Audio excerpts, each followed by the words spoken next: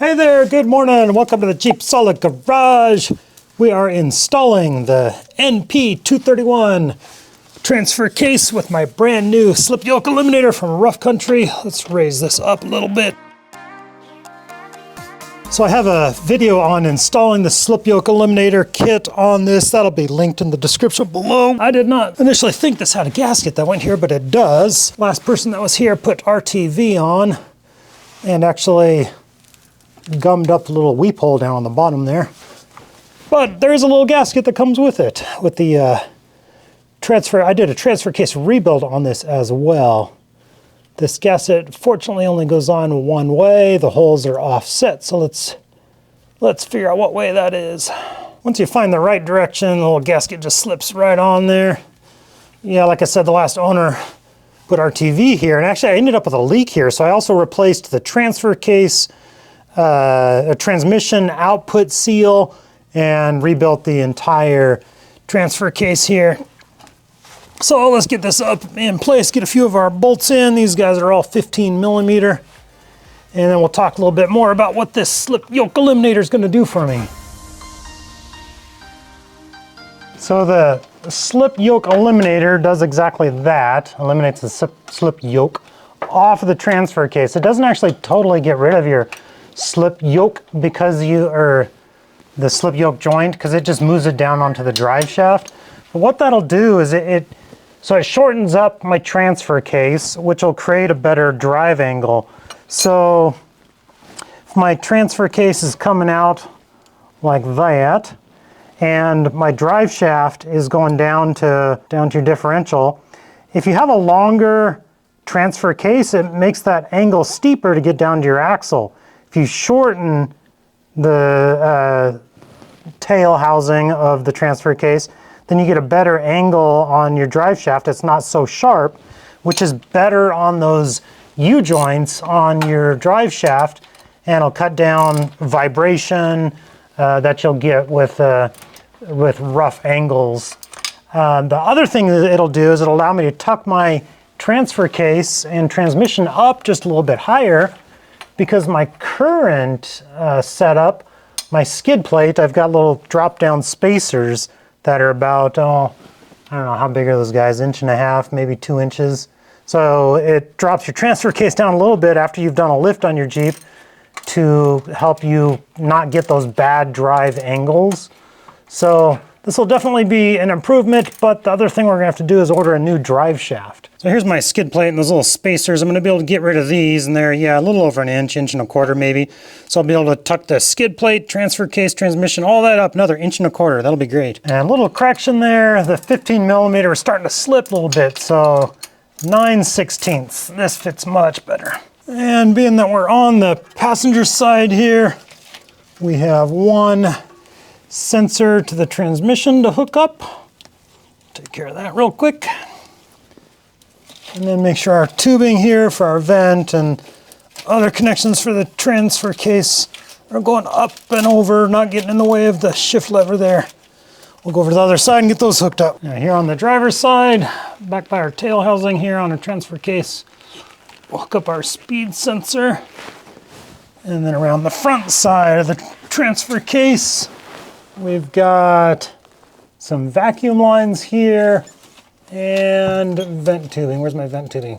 Vent tubing up there on top of the transfer case. Next, let's install our shift linkage. Let's get it back engaged in the shift lever up in there. And there's just 3 bolts that hold it in place.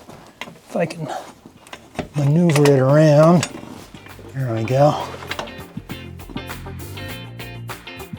And we'll shove the shift arm lever back into place.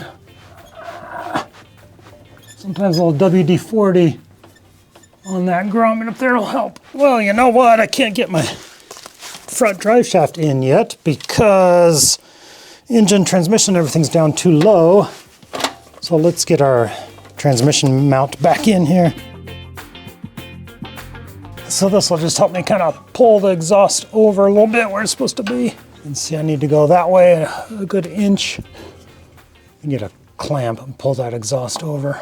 Okay, we're back in business. I actually had to take a little jack and push the exhaust over. I think it got bent a little bit with all my rustling around with the engine or with the transmission when I was taking that off. But let's get our front drive shaft back in. Our little strap bolts here.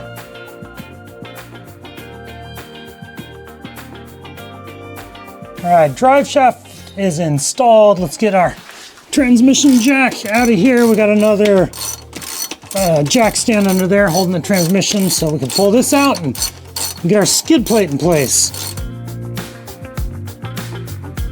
Pull our spacers off, don't need those anymore. And I like to use a wood clamp like this on the other side, helping me hold up that side while I lift this side up into place.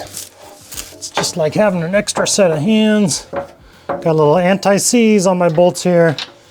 These ones are kind of notorious for seizing up on you. Now, before we lower the transmission all the way down and get it off the jack stand there, we want to peek underneath and make sure that our transmission mount bolts are lining up there and going to slide down into those grooves. Of course, my skid plate cross member bolts are tight there, but sometimes you got to go to your transfer case here and give it a little shimmy there to pop those threads down into those grooves. Let's get our jack stand out from under there and lower the transmission. Now, because I had a leak at my transmission output shaft where it went into the transfer case, I got to top off the transmission fluid. You can use either MT90, a Redline MT90 is really good, or some people use just a 10-30 weight oil. Then I also have to fill up my transfer case, and that's just ATF plus 4 transmission fluid. So let's fill this up till it starts spewing out of the transmission here. And the same thing with the transfer case.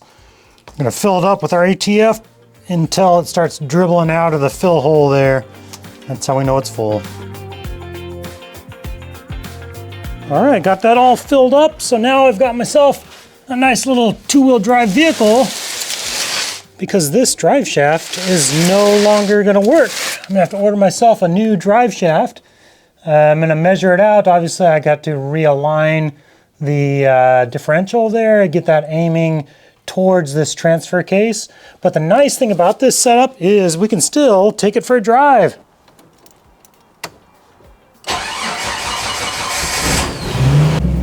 So if you break down on the trail somewhere, like you break your rear drive shaft or something, I've got it in 4-wheel drive right now.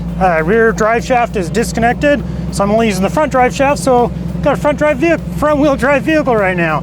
So this is great for limping out of the trail or whatever if you have something like that happen.